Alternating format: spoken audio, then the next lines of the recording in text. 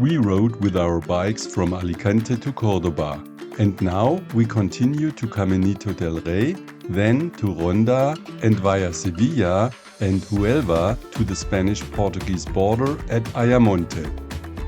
But before that, let's take a look at the inside of the Mezquita in Cordoba. The 856 columns are particularly impressive. With an area of 179 by 134 meters, it is one of the largest religious buildings in the world. Throughout history, it was initially a Christian church. Then it was converted into a mosque by the Moors and converted back into a church after the Reconquista.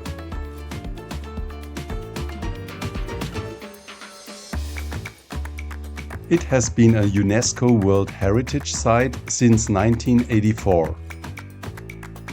So much church and culture makes you hungry. And then there are so many other things to discover in Cordoba.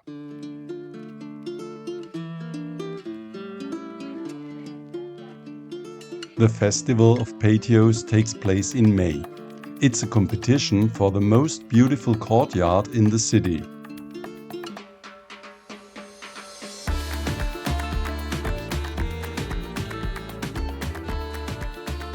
We drive over the Puente Romano and look back again before we leave Cordoba towards the southwest. Once again, we continue along a very beautiful railway cycle path. However, the Via Verde de la Campina is unfortunately not paved, but rather a nature path. It's Sunday and there are some cyclists here. Unfortunately, one of them fell. He sustained severe abrasions on this stony ground. He was still laying on the ground when we arrived at the scene of the accident. We helped him to his feet and then cleaned and treated his wounds.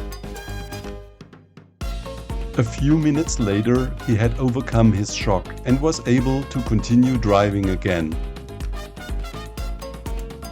Apart from the cyclist who fell, it was a wonderful day's stage in beautiful scenery.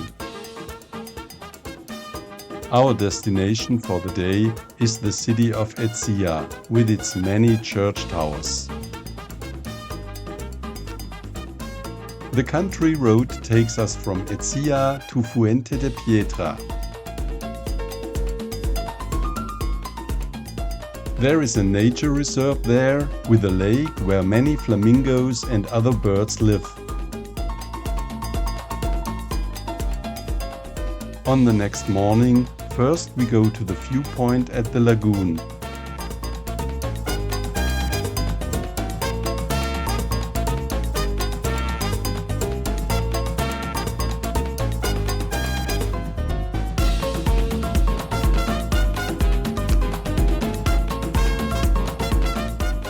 Before we continue our journey, we want to get an overview of here. First, it's easy to move forward on asphalt towards the mountains. But then we switch to a gravel path, which after a few kilometers turns into a dirt path. We had to get off and push our bikes a few times until we finally got back onto a road. Martin, wie gefällt's dir denn hier? I liked it there again, but 5 minutes earlier the answer would have been different. From then on, we were fast again. Our destination for the day is the campsite at one of the lakes near Camenito del Rey.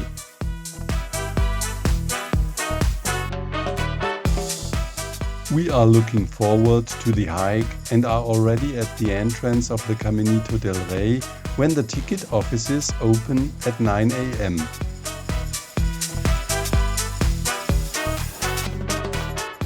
Later, so many tourists will arrive on buses that there is probably quite a crowd on the narrow path.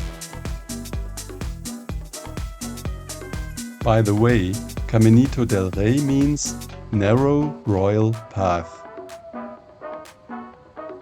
It is approximately 7.5 kilometers long. The path runs for around 1.4 kilometers on catwalks that are attached to the rock at a height of up to 100 meters above the ground. So you shouldn't be afraid of heights, even if the path is very stable and absolutely harmless. We were lucky, the weather was perfect for hiking, there weren't many people out and about, and so we were able to enjoy this spectacular path through an impressive gorge and the surrounding landscape undisturbed.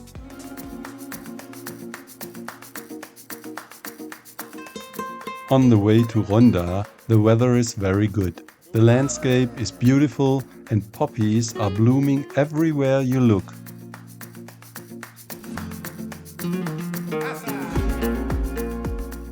The climbs are moderate but long, and at the end of the day, by the time we arrive at the campsite in Ronda, there will be over 1000 meters in altitude. We stay in Ronda for 2 nights and go on a short hike that takes us to a viewpoint below the town, opposite the foot of the bridge.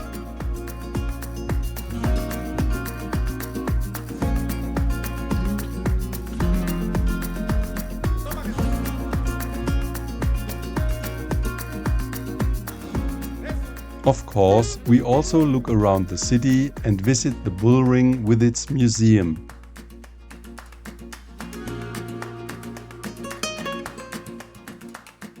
In addition to Ronda, we want to visit 2 other Pueblos Blancos, Setinel and Olvera. It was raining on the way to Setinel, and so we arrived there pretty wet. After a short tour, we stopped to warm and dry ourselves during lunch. The rain stops and we continue to the campsite near Olvera. The next day we wake up well rested with wonderful weather and this view.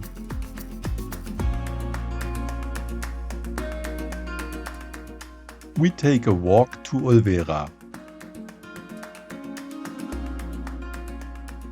There are hardly any tourists here apart from us. Then we go up to the cathedral.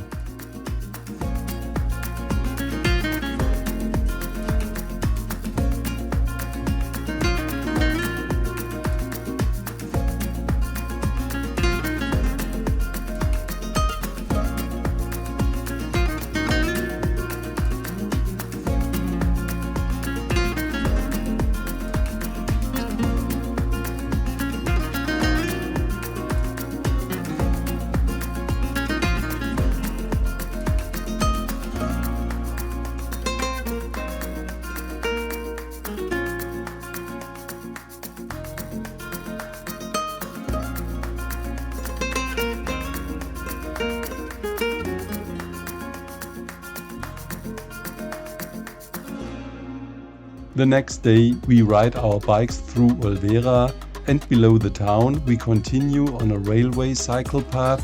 This time it is the Via Verde de la Sierra.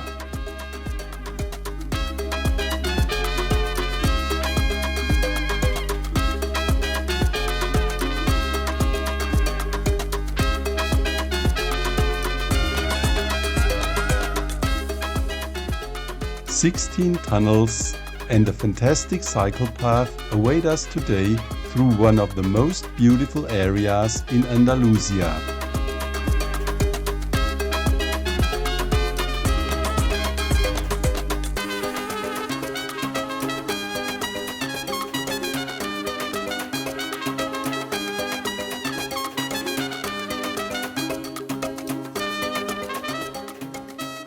There is more than just tunnels in this beautiful landscape.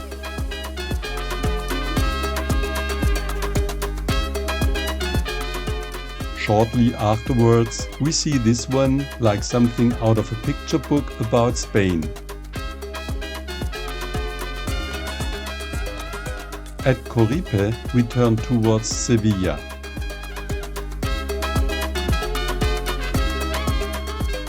Today it will be 95 kilometers and 800 meters of elevation. It was a perfect day of cycling, tiring but beautiful, and there was also a little micro-adventure at the end. With our combined efforts, we can do this and finally get to Sevilla on this road. The next morning, we take the bus to the old town of Sevilla.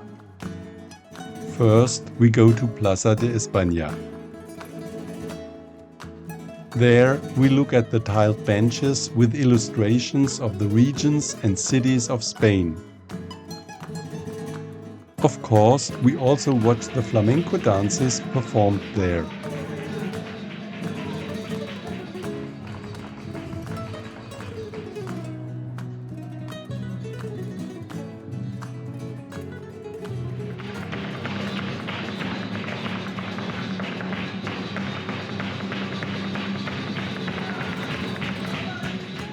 We're lucky, the queue at the cathedral isn't too long.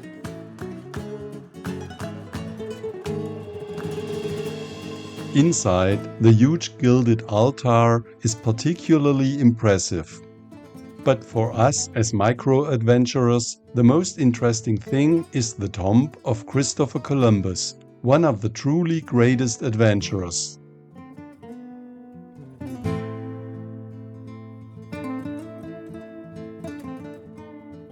At the end of our day in Sevilla, we look at the Metropole Parasol.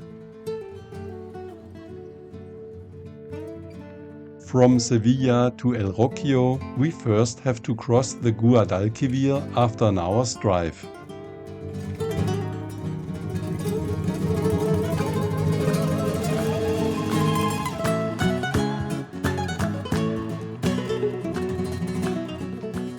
Behind the fence, Sandra discovers this oasis with 8 stork nests in a tree.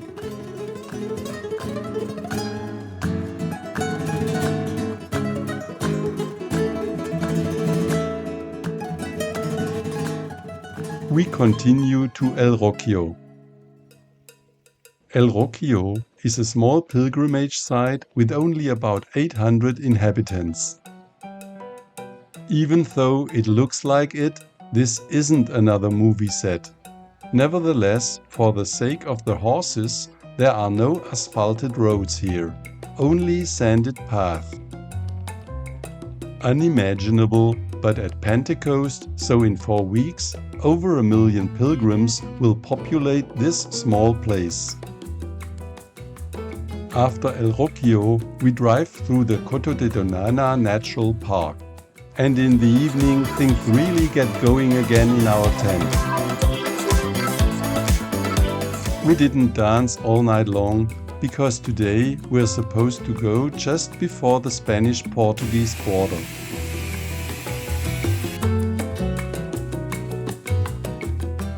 We discovered the Monumento a Colón at the beginning of Huelva.